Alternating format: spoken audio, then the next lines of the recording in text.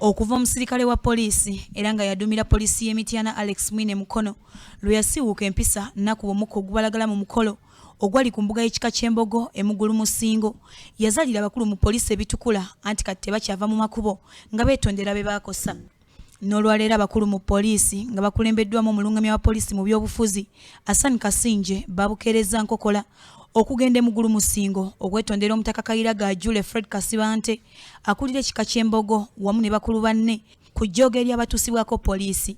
Kino kye tukoze kiringa omwana waka bw'aba akoze ekintu mu muliraano taata we n'agenda ne yeetonda oba oddamu kikola bw'oddamu okikola kiba kitegeeza kakati awo ajja ayinza n'okukola ekisingawo.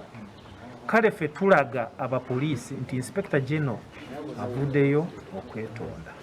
Sirowooza nti ajja kuddamu kwetondera abantu abalala nga talina kyakoze ekyamaanyi. So twagala bakamanda baffe bamanye nti tetujaga mala gagenda nga twetonda naye nga bo bagenda mu maaso ne batyoboola. Nga bw'eri empisa y'Abaganda okusonyiwa oyo yenna akkiriza ensobi ze era ne yeemenya, Omutaka Kayiira Jule ayaniriza okwetonda kyokka n'alaga obwennyamivu olw'abasirikale ab'ekibogwe abaweebwa obuvunaanyizibwa obunene bwe batannatuukako. Kateeka n'okiteekateeka bubi oluusi ekona bw'abeera mwana omuzadde amulera asooka omulera